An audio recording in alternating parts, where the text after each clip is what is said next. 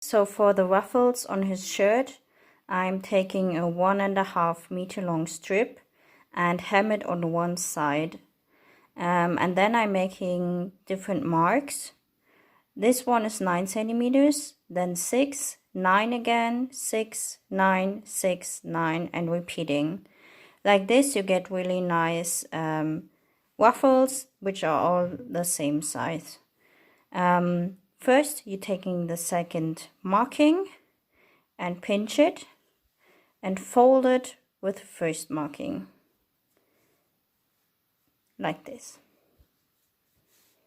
Then you take the second marking again, pinch it,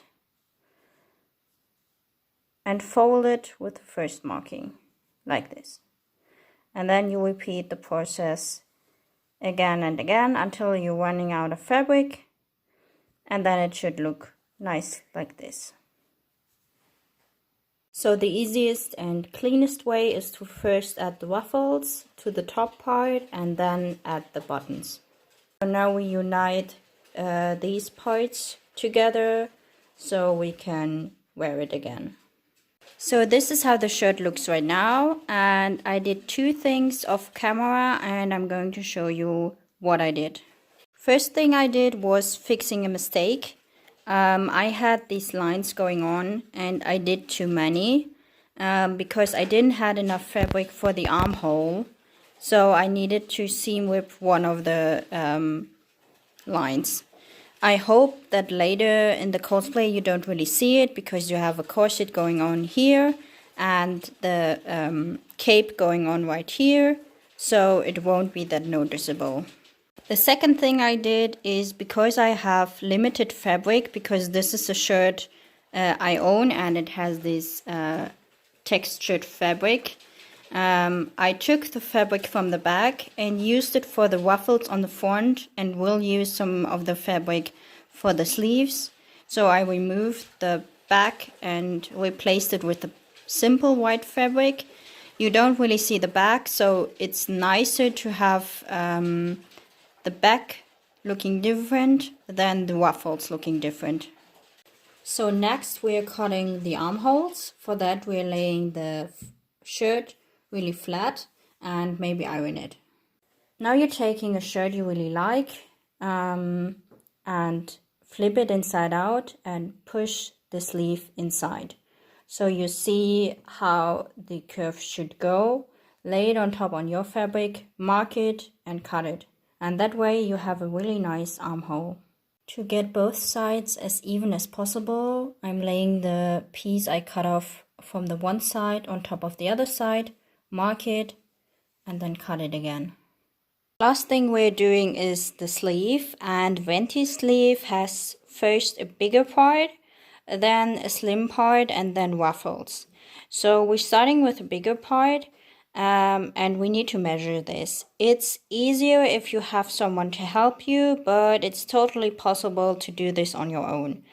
First, you put the sleeve over your arm and mark where your elbow is and add a few centimeters. For me, this would be in total 33 centimeters. So after you cut the sleeves, you're making the same stripes then on the front part. So this is how the piece should look like. This is where your wrist is, and this is below your elbow. I made the first one a bit too slim and too short, so I added an extra piece of fabric, but I wanted to do this anyway because I want to add buttons. But if you want to have this one whole piece, you should make this a bit more wider, at like 4 centimeters or so. I just added some 1 centimeter on each side for seam allowance, and then took an extra strip of fabric. So because we have to combine these 2 fabrics and this one is larger than this one, we want to ruffle it up, but we want these parts, the ruffles, to be looking even, and for this we make marks along the fabric with pins. And for that we are folding the fabric in half, make a pin, and in half again and make a pin. And we're doing the same with the other fabric. So we have the same amount of pins on each fabric. And because I want these markings on top and the buttons on the side, we can't sew it up like this, like we would normally do.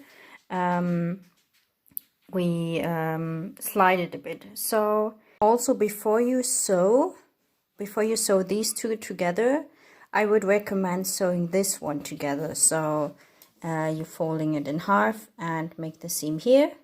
You can leave the markings, you can make the markings before or after you sew the fabric. This won't make any difference. So this is how it should look like when you have sewn everything together. You can see here are the 3 lines and here is the opening for the buttons. So they are a bit switched. So for the sleeve ruffles, I took a large piece of fabric and hemmed one side. And on the other side, I made markings that are 2 centimeters away each. And I want that kind of ruffles where you have a big part on top and then you fold them over. You take the second marking, pinch it and fold it over.